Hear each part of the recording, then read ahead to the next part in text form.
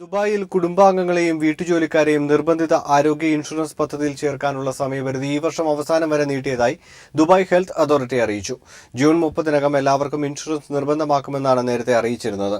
എന്നാൽ കമ്പനികളെല്ലാം നേരത്തെ നിശ്ചയിച്ച സമയപരിധിക്കകം ജീവനക്കാർക്ക് ഇൻഷുറൻസ് ഉറപ്പുവരുത്തണം, അല്ലെങ്കിൽ പിഴ നൽകേണ്ടി വരുമെന്ന് DHA ഹെൽത്ത് ഫണ്ടിംഗ് വിഭാഗം ഡയറക്ടർ ഡോക്ടർ ഹൈദർ അൽ യൂസഫ് പറഞ്ഞു.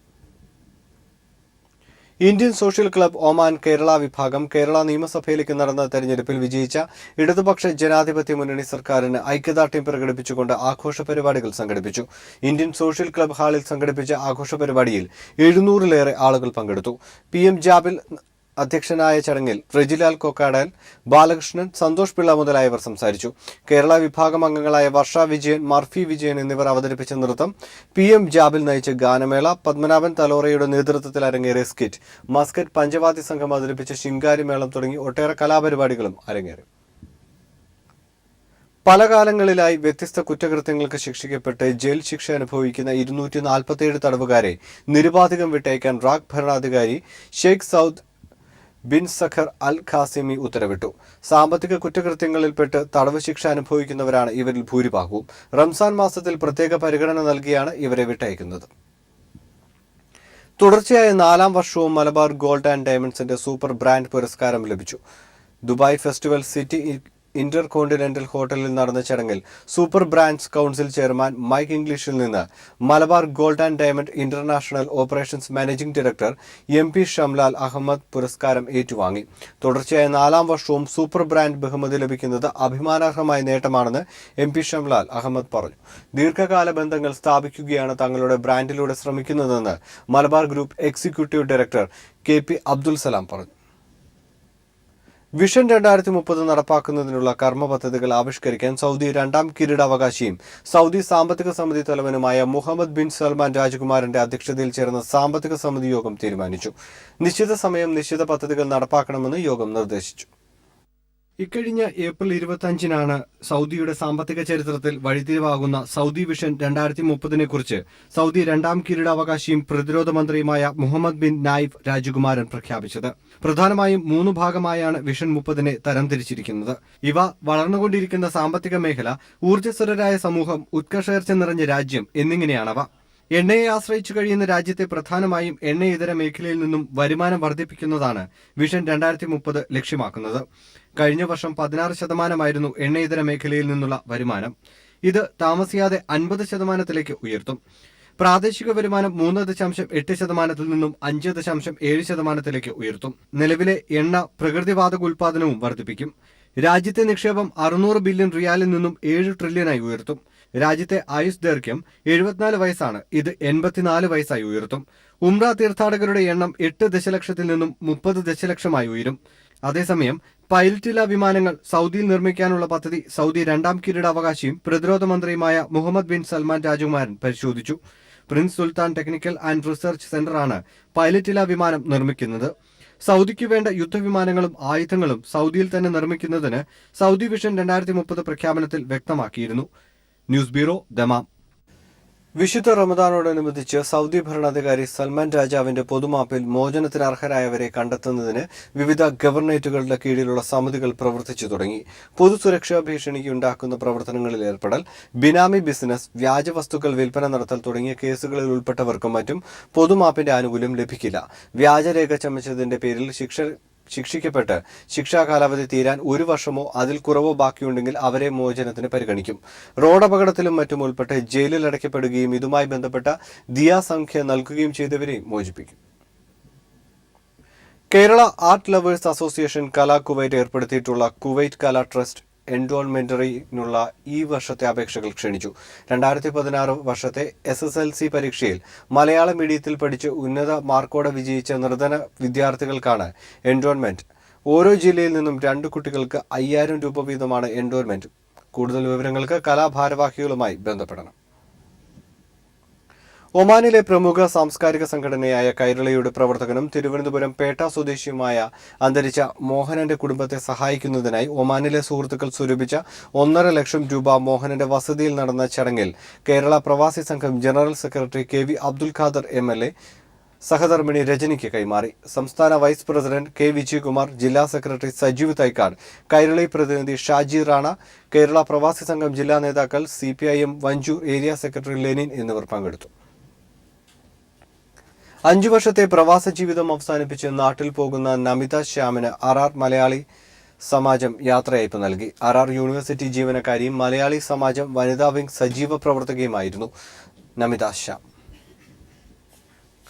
നവോദയ സാംസ്കാരിക വേദി സൗദി കിഴക്കൻ പ്രവിശ്യയുടെ ആഭിമുഖ്യത്തിൽ അവയവദാന ബോധവൽക്കരണ പരിപാടികൾ സംഘടിപ്പിക്കുന്നു. 40-ലധികം കേന്ദ്രങ്ങളിലായി ജൂലൈ, ആഗസ്റ്റ്, സെപ്റ്റംബർ മാസങ്ങളിലാണ് ബോധവൽക്കരണ പരിപാടികൾ സംഘടിപ്പിക്കുന്നത്. തിരുവനന്തപുരം മെഡിക്കൽ കോളേജ് പ്രിൻസിപ്പലും മൃതസഞ്ജീവനി കൺവീനറുമായ അവയവദാന ബോധവൽക്കരണ പരിപാടികൾ ഉദ്ഘാടനം ചെയ്തു. കേരളത്തിൽ ചുരുങ്ങിയ സമയം കൊണ്ട് അവയവദാനം നൽകുന്നതിന് മികച്ച പ്രതികരണമാണ് ലഭിക്കുന്നതെന്ന് ഡോക്ടർ തോമസ് മാത്യു പറഞ്ഞു. 2012 പ്രവർത്തനമാരംഭിച്ച മൃതസഞ്ജീവനി മുഖേന ഈ വർഷം 600 അവയവങ്ങൾ 220 പേരിൽ നിന്നായി നൽകാൻ കഴിഞ്ഞതായും അദ്ദേഹം പറഞ്ഞു.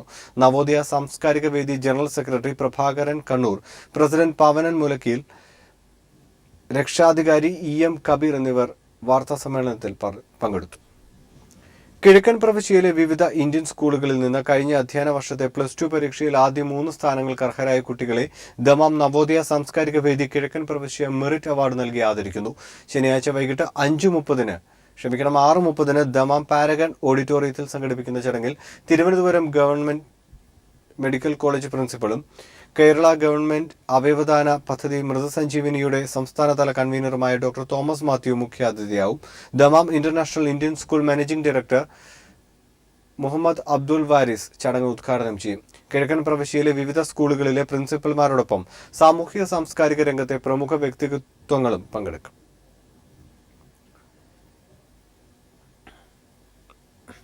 വിശുദ്ധ റമദാനെ വരവേൽക്കുന്നതിന് മുന്നോടിയായി വിമൻസ് ഫെർട്ടിനിറ്റി ഫോറം സ്ത്രീകൾക്കായി മതപഠന ക്ലാസ് സംഘടിപ്പിച്ചു. റമദാൻ മുന്നൊരുക്കം എന്ന പേരിൽ അൽഖോബ റഫ ഓഡിറ്റോറിയത്തിൽ നടന്ന പരിപാടിയിൽ സുൽത്താൻ അൻവരി ക്ലാസ് എടുത്തു. Women's fraternity forum Dammam area president Tasneem Sunil, secretary Unaisa Ameer, Bushra Salam, Sajida Moosakutty നേതൃത്വം നൽകി. ഗൾഫ് രാജ്യങ്ങളിലേക്ക് നേപ്പാളിൽ നിന്ന് റിക്രൂട്ട് ചെയ്യുന്നവർക്ക് തൊഴിലുടമ സൗജന്യമായി വിമാനക്കൂലിയും വിസയും നൽകണമെന്ന് നിഷ്കർഷിക്കുന്ന നിയമം നേപ്പാൾ നടപ്പിലാക്കി. തൊഴിലാളികളെ ചൂഷണം ചെയ്യുന്ന ട്രാവൽ ഏജൻസികളുടെ ശക്തമായ എതിർപ്പും മറികടന്നാണ് നിയമം നടപ്പിലാക്കുന്നത്. നേപ്പാളിൽ നിന്ന് തൊഴിൽ തേടി ചെറുപ്പക്കാർ കൂട്ടത്തോടെ ഗൾഫ് രാജ്യങ്ങളിലേക്ക് കുടിയേറുകയാണ്. ഈ കുടിയേറ്റത്തിന്റെ പ്രധാന ഗുണഭോക്താക്കളാവട്ടെ നേപ്പാളിലെ ട്രാവൽ ഏജൻസികളും. വിദേശത്തേക്ക് തൊഴിലാളികളെ റിക്രൂട്ട് ചെയ്യുന്നതിനായി വിസ, വിമാനക്കൂലി ഇനത്തിൽ വൻ തുകയാണ് ഇവർ തട്ടിയെടുത്തിരുന്നത്. ഈ ചൂഷണം തടയാനായാണ് നേപ്പാളി തൊഴിലാളികളെ റിക്രൂട്ട് ചെയ്യുന്ന കമ്പനികൾ തന്നെ പുതിയ നിയമപ്രകാരം ഇവരുടെ വിമാന ടിക്കറ്റ്, വിസ ചെലവുകൾ എന്നിവ വഹിക്കണമെന്ന് പുതിയ നിയമം നിഷ്കർഷിക്കുന്നത്. It's a sort of a groundbreaking decision that has been taken by the government of Nepal. It is in fact practically not happening right now. Even if it is happening, it's happening on a smaller scale. But this is making way ahead in days to come because the workers are very much sensitized on it. ഒരു നേപ്പാളുകാരന് ഗൾഫിലെത്തണമെങ്കിൽ നേരത്തെ 70,000 രൂപ മുതൽ 80,000 രൂപ വരെ ചെലവ് വരുമായിരുന്നു. പുതിയ നിയമം നടപ്പിലാക്കുന്നതോടെ ഈ ചെലവ് 10,000 രൂപയായി കുത്തനെ കുറയുകയാണ്. നേപ്പാൾ ഒരു ചെറിയ രാജ്യമാണ്. എന്നാൽ പ്രവാസി തൊഴിലാളികളുടെ ക്ഷേമത്തിനും സുരക്ഷിതത്വത്തിനും വേണ്ടി നിരവധി പദ്ധതികളാണ് നേപ്പാൾ സർക്കാർ കൈക്കൊണ്ടിരിക്കുന്നത്. അവികസിത രാജ്യമായ നേപ്പാൾ പുലർത്തുന്ന ജാഗ്രത പോലും ഈ വിഷയത്തിൽ ഇന്ത്യ ഗവൺമെന്റ് കൈക്കൊള്ളുന്നില്ല എന്നതാണ് ഏറ്റവും ശ്രദ്ധേയം. കാഠ്മണ്ഡുവിൽ നിന്ന് പീപ്പിൾ ടിവിക്ക് വേണ്ടി നിയമസഭയുടെ സ്പീക്കറായി P. ശ്രീരാമകൃഷ്ണനെ തിരഞ്ഞെടുത്തു. ശ്രീരാമകൃഷ്ണൻ 92 വോട്ടുകൾ നേടിയപ്പോൾ 46 വോട്ടുകൾ മാത്രമാണ് UDF സ്ഥാനാർത്ഥി VP സജീന്ദ്രന് ലഭിച്ചത്. PC ജോർജിന്റെ വോട്ട് അസാധുവായി. സ്പീക്കർ തെരഞ്ഞെടുപ്പിൽ LDFന് 2 വോട്ടുകൾ അധികം ലഭിച്ചപ്പോൾ UDFൽ നിന്ന് 1 വോട്ട് ചോർന്നു. കേരള നിയമസഭയുടെ 22ാമത് സ്പീക്കറായിട്ടാണ് പൊന്നാനി MLA P. ശ്രീരാമകൃഷ്ണൻ ചുമതലയേറ്റത്. 14ാം നിയമസഭയുടെ അധ്യക്ഷനെ പ്രോട്ടോം സ്പീക്കർ S. ശർമ്മയുടെ മേൽനോട്ടത്തിൽ വോട്ടെടുപ്പിലൂടെയാണ് തെരഞ്ഞെടുത്തത്. P. ശ്രീരാമകൃഷ്ണന് 92 വോട്ടുകൾ ലഭിച്ചപ്പോൾ UDF സ്ഥാനാർത്ഥി VP സജീന്ദ്രന് 46 വോട്ടുകൾ മാത്രമാണ് ലഭിച്ചത്. PC ജോർജിന്റെ വോട്ട് അസാധുവാവുകയും ചെയ്തു. പ്രോട്ടോം സ്പീക്കർ വോട്ട് രേഖപ്പെടുത്തിയില്ല. BJP അംഗം O. രാജഗോപാലിന്റെയും UDF ക്യാമ്പിലെ ഒരോട്ടും ചേർത്ത് LDFന് 2 വോട്ട് അധികം ലഭിച്ചപ്പോൾ UDFൽ നിന്ന് ഒരോട്ട് ചോർന്നു. സ്പീക്കറായി തെരഞ്ഞെടുക്കപ്പെട്ടതിനു ശേഷം മുഖ്യമന്ത്രി പിണറായി വിജയനും പ്രതിപക്ഷ നേതാവ് രമേശ് ചെന്നിത്തലയും ചേർന്ന് ശ്രീരാമകൃഷ്ണനെ സ്പീക്കറുടെ ഇരിപ്പിടത്തിലേക്ക് ആനയിച്ചു. നിയമസഭയെ സംവാദ സംസ്കാരത്തിന്റെ വേദിയാക്കുമെന്ന് ചുമതലയേറ്റ ശേഷം സ്പീക്കർ പറഞ്ഞു. സഭയെ സുഗമമാക്കാൻ വാച്ച് ആൻഡ് വാർഡിന്റെ കായികബലം ആവശ്യമില്ലെന്നും ശ്രീരാമകൃഷ്ണൻ വ്യക്തമാക്കി. നിയമസഭയെ സംവാദ സംസ്കാരത്തിന്റെ വേദിയാക്കി മാറ്റാൻ ആഗ്രഹിക്കുകയാണ്. അല്ല, വാച്ച് ആൻഡ് വാർഡിന്റെ കായികബലം കൊണ്ട് നിയമസഭാ പ്രവർത്തനങ്ങളെ സുഗമമാക്കാൻ കഴിയുമെന്ന് ഞാൻ കരുതുന്നില്ല. സഭാപ്രവർത്തനത്തെ സമചിത്തതയോടെ കാണണമെന്നും എല്ലാ അംഗങ്ങളുടെയും അവകാശം സംരക്ഷിക്കാനും സ്പീക്കർക്ക് കഴിയട്ടെയെന്ന് മുഖ്യമന്ത്രി പിണറായി വിജയൻ ആശംസിച്ചു. സഭ കാലങ്ങളായി നിലനിർത്തി പരിരക്ഷിച്ചു പോരുന്ന മൂല്യങ്ങളെ ശക്തിപ്പെടുത്തി മുന്നോട്ട് കൊണ്ടുപോകുന്നതിനും ധാർമ്മികതയിൽ അധിഷ്ഠിതമായ പുത്തൻ ജനാധിപത്യ മൂല്യങ്ങൾ കണ്ടെത്തി സഭാ നടപടികളെ നവീകരിക്കുന്നതിനും പുതിയ സ്പീക്കർക്ക് കഴിയട്ടെ എന്ന് ആശംസിക്കുന്നു. സ്പീക്കർ എല്ലാ സഭാംഗങ്ങളുടെയും അവകാശം സംരക്ഷിക്കണമെന്ന് പ്രതിപക്ഷ നേതാവ് രമേശ് ചെന്നിത്തലയും ആവശ്യപ്പെട്ടു. ഭരണകക്ഷിയെയും പ്രതിപക്ഷത്തെയും ഒരുമിച്ച് മുന്നോട്ട് കൊണ്ടുപോകാനും സഭാംഗങ്ങളുടെ അവകാശങ്ങളെ സംരക്ഷിക്കാനുമുള്ള വലിയ ഉത്തരവാദിത്തമാണ് അങ്ങയിൽ നിക്ഷിപ്തമായിട്ടുള്ളത്. സ്വതന്ത്രവും നിഷ്പക്ഷവും നീതിപൂർവമായ നിലയിൽ സഭാ നടപടികൾ മുന്നോട്ട് കൊണ്ടുപോകാൻ അങ്ങേക്ക് സാധിക്കട്ടെ എന്ന് ഞാൻ ആശംസിക്കുകയാണ്. തുടർന്ന് ഭരണപ്രതിപക്ഷത്തെ കക്ഷി നേതാക്കളും പുതിയ സ്പീക്കർക്ക് ആശംസകൾ നേർന്നു. അതിനുശേഷം സ്പീക്കറുടെ മുറിയിലെത്തി ശ്രീരാമകൃഷ്ണൻ ചുമതലയേറ്റു. തുടർന്ന് നിയമസഭയിലെ നേതാക്കളുടെ പ്രതിമയിൽ അദ്ദേഹം പുഷ്പചക്രം അർപ്പിച്ചു. ശേഷം മറ്റ് സാമാജികർക്കൊപ്പം ചായ സൽക്കാരത്തിലും പങ്കെടുത്തു. News bureau, Thiruvananthapuram. സ്പീക്കറായി തെരഞ്ഞെടുക്കപ്പെട്ട പി ശ്രീരാമകൃഷ്ണന്റെ ജീവിതരേഖയിലേക്ക്. EK ബിച്ചിബാബയുടെയും പാലോളി മുഹമ്മദ് കുട്ടിയുടെയും പിന്മുറക്കാരനായി പൊന്നാനിയിൽ നിന്ന് രണ്ടാം തവണയാണ് പി ശ്രീരാമകൃഷ്ണൻ നിയമസഭയിലെത്തുന്നത്. പെരിന്തൽമണ്ണയിൽ നിന്ന് 5 വർഷം മുൻപ് പൊന്നാനി മണ്ഡലത്തിലെത്തിയ പി ശ്രീരാമകൃഷ്ണൻ പൊന്നാനിക്കാരനായി മാറിയ MLA ആണ്. 15,640 വോട്ടുകളുടെ ഭൂരിപക്ഷത്തിനാണ് ഇത്തവണ ശ്രീരാമകൃഷ്ണൻ ജയിച്ചത്. 2011 4,101 വോട്ടുകളുടെ ഭൂരിപക്ഷത്തിലും UDFിലെ PT അജയ് മോഹനെ തറപറ്റിച്ചാണ് നിയമസഭയിലെത്തിയത്. SFIയിലൂടെയാണ് പൊതുരംഗത്ത് സജീവമായത്. പട്ടിക്കാട് സ്കൂളിൽ നിന്ന് ഹൈസ്കൂൾ വിദ്യാഭ്യാസം പൂർത്തിയാക്കി. ഒറ്റപ്പാലം NSS കോളേജിൽ നിന്ന് മലയാളത്തിൽ ബിരുദം. BEഡിനു ശേഷം മേലാറ്റൂർ RM ഹൈസ്കൂളിൽ അധ്യാപകനായി. പാർട്ടി നിർദ്ദേശപ്രകാരം അവധിയെടുത്ത് 1.5 പതിറ്റാണ്ടായി മുഴുവൻ സമയ പ്രവർത്തകൻ. CPIM സംസ്ഥാന കമ്മിറ്റി അംഗം. SFI പാലക്കാട് ജില്ലാ പ്രസിഡന്റ്, കാലിക്കറ്റ് സർവകലാശാല യൂണിയൻ ചെയർമാൻ, സിൻഡിക്കേറ്റ് അംഗം, DYFI മലപ്പുറം ജില്ലാ സെക്രട്ടറി, സംസ്ഥാന സെക്രട്ടറി, ദേശീയ president, youth welfare board vice chairman, Perinthalmanna EMS ആശുപത്രി ഡയറക്ടർ, യുവധാര മാസിക മാനേജിംഗ് എഡിറ്റർ എന്നീ ചുമതലകൾ വഹിച്ചു. വേൾഡ് ഡെമോക്രാറ്റിക് ഫെഡറേഷൻ ഓഫ് യൂത്തിന്റെ ഏഷ്യൻ പസഫിക് മേഖലാ കൺവീനറായും പ്രവർത്തിച്ചു. China, Russia, Cuba, Venezuela, USA, UAE, North Korea, Laos, Nepal, Sri Lanka തുടങ്ങിയ രാജ്യങ്ങൾ സന്ദർശിച്ചു. 2004 നടന്ന സ്വാശ്രയ കോളേജ് സമരത്തിൽ ഭീകരമായി ലാത്തിചാർജിനിരയായി. 16 ദിവസം ജയിൽവാസം അനുഭവിച്ചു. വെട്ടത്തൂർ AUP സ്കൂൾ അധ്യാപിക ദിവ്യയാണ് ഭാര്യ. നിരഞ്ജന, പ്രിയരഞ്ജൻ എന്നിവർ മക്കൾ. News desk. സ്പീക്കർ സ്ഥാനത്തേക്ക് നടന്ന തെരഞ്ഞെടുപ്പ് UDFിന് സമ്മാനിച്ചത് ആശങ്കയും അമ്പരപ്പും മാത്രം. 47 അംഗങ്ങളുള്ള UDFിന് ഒരു വോട്ട് കുറഞ്ഞത് വിശദീകരിക്കാനാവാതെ കുഴങ്ങുകയാണ് UDF ക്യാമ്പ്. ശ്രീരാമകൃഷ്ണന് O രാജഗോപാൽ വോട്ട് ചെയ്തത് BJP അണികളെയും ഞെട്ടിച്ചു. ആർക്കും വോട്ട് ചെയ്യാതെ PC ജോർജ് സ്വന്തം വോട്ട് അസാധുവാക്കി. വോട്ടെടുപ്പിന് മുന്നോടിയായി protem speaker S Sharma vote ചെയ്യേണ്ട രീതിയെപ്പറ്റി അംഗങ്ങളോട് വിശദീകരിച്ചു. ആർക്കാണോ വോട്ട് ചെയ്യാൻ ഉദ്ദേശിക്കുന്നത് ആ സ്ഥാനാർത്ഥിയുടെ പേരിന് നേരെ ടിക്ക് ചെയ്യുകയോ മറ്റു രൂപത്തിലോ മാർക്ക് ചെയ്യാൻ പാടില്ല. ഗുണന ചിഹ്നം ഇട്ട് വോട്ട് രേഖപ്പെടുത്തേണ്ടതാണ്. 47 അംഗങ്ങളുള്ള UDFിന് വോട്ടെണ്ണിയപ്പോൾ 46 അംഗങ്ങളുടെ പിന്തുണയായി ചുരുങ്ങി.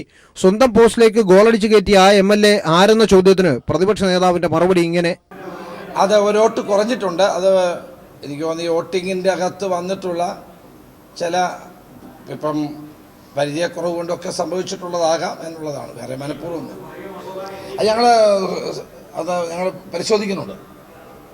ഇടത് വലതു മുന്നണികളെ തോൽപ്പിച്ച് ആദ്യമായി നിയമസഭയിലെത്തിയ O രാജഗോപാൽ തന്റെ കന്നി വോട്ട് LDFിന് ചെയ്തതിനെ പറ്റി ഇങ്ങനെ വിശദീകരിച്ചു. ഇത് LDFിന് അനുകൂലമല്ലല്ലോ. LDFിന് അനുകൂലമായിട്ട് വോട്ട് ചെയ്തിട്ടില്ല. ശ്രീരാമകൃഷ്ണൻ എന്നുള്ള വ്യക്തി അദ്ദേഹം സ്പീക്കറായിട്ട് അദ്ദേഹം വേണമെന്നല്ലേ ഇഷ്യൂ ഉള്ളൂ. ആ ഇഷ്യൂവിൽ അദ്ദേഹം ഈ ഇന്നത്തെ സാഹചര്യത്തിൽ ഗിവൺ സിറ്റുവേഷനിൽ അദ്ദേഹമാണ് ഐഡിയലായിട്ടുള്ള സ്ഥാനാർത്ഥി. പ്രവർത്തകന്മാർക്കറിയാം രാജേട്ടൻ പാർട്ടിയുടെയും ഒക്കെ രാജ്യ താല്പര്യവും ഒക്കെ പരിഗണിച്ചിട്ട് പ്രവർത്തിക്കുമെന്ന് പ്രവർത്തകന്മാർക്കറിയാം. ബാലറ്റ് പേപ്പർ വാങ്ങി ആർക്കും വോട്ട് ചെയ്യാതെ മടക്കി പെട്ടിയിലിട്ട PC ജോർജിന്റെ വോട്ട് അസാധുവായി. ഇതിനർത്ഥം രണ്ടൊന്ന് കാര്യങ്ങളുണ്ട്. UDF തകർച്ച തുടങ്ങി. ഒന്ന്, BJP ആയിട്ട് രഹസ്യധാരണയില്ലാതെ രാജകുമാരി കയറി LDF സ്ഥാനാർത്ഥി വോട്ട് ചെയ്യും. ബാലറ്റ് പേപ്പറിൽ നമ്പർ ഇല്ലാത്തതിനാൽ സ്വന്തം മുന്നണിയെ ചതിച്ച ആ MLA ആരെന്നറിയണമെങ്കിൽ ഇനി ഏറെ സങ്കീർണതകളുണ്ട്. സ്പീക്കർ തെരഞ്ഞെടുപ്പ് BJPക്കും UDFനും മൊത്തത്തിൽ നഷ്ടക്കച്ചവടമായി ഭവിച്ചിരിക്കുകയാണ്. ഇത് വരും ദിവസങ്ങളിൽ സ്വന്തം അണികളോട് വിശദീകരിക്കാൻ ഇരു പാർട്ടികൾക്കും ഏറെ പണിപ്പെടേണ്ടതായി വരും. S. ജീവൻകുമാർ, തിരുവനന്തപുരം. 2014-15 വർഷങ്ങളിലെ സംസ്ഥാന ടെലിവിഷൻ അവാർഡുകൾ പ്രഖ്യാപിച്ചു. കൈരളി പീപ്പിൾ TVക്ക് പുരസ്കാര പെരുമഴ.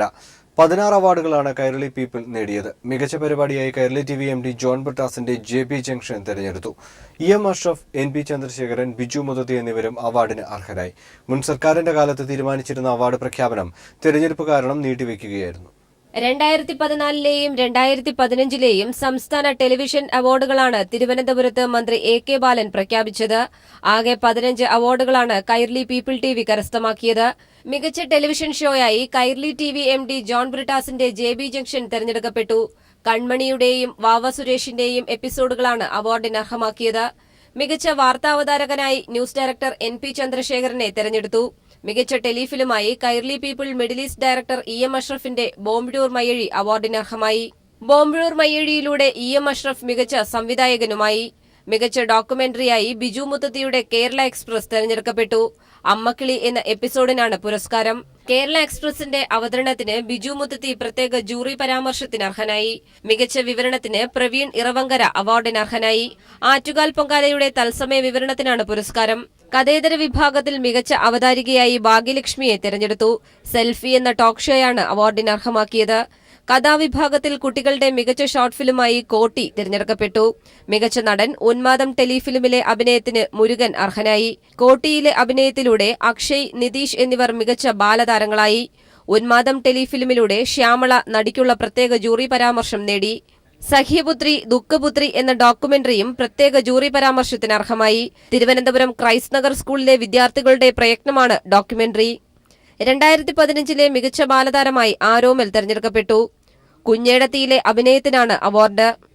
കഴിഞ്ഞ സർക്കാരിന്റെ കാലത്ത് തീരുമാനിച്ച അവാർഡുകൾ തെരഞ്ഞെടുപ്പ് പ്രഖ്യാപിച്ച സാഹചര്യത്തിൽ മാറ്റിവെക്കുകയായിരുന്നു. ഇതാണ് ഇപ്പോൾ പ്രഖ്യാപിച്ചത്. News bureau, Thiruvananthapuram. JB ജംഗ്ഷന് 2014-ലെ മികച്ച ടെലിവിഷൻ ഷോയ്ക്കുള്ള സംസ്ഥാന സർക്കാർ പുരസ്കാരത്തിന് അർഹമാക്കിയത് പാമ്പുകളുടെ തോഴൻ വാവ സുരേഷിനെ കുറിച്ചും വൈകല്യങ്ങളെ മറികടന്ന് കലയുടെ ഔന്നിത്യത്തിലെത്തിയ കൺമണിയെക്കുറിച്ചുമുള്ള എപ്പിസോഡുകളാണ്. Malayalam communications limited managing director John Brittas ആണ് JB ജംഗ്ഷന്റെ അവതാരകൻ.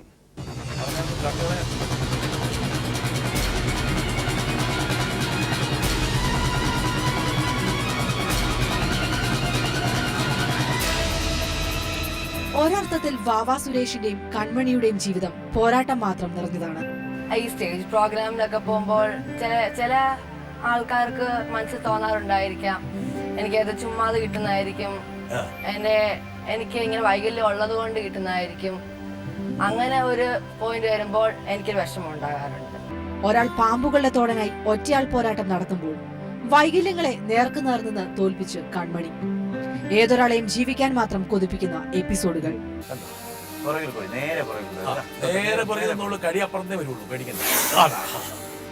അപ്പൊ ഞാൻ ചിന്തിച്ച ഒരു കാര്യം, ഞാൻ ഒരുപാട് പട്ടിണി അറിഞ്ഞു.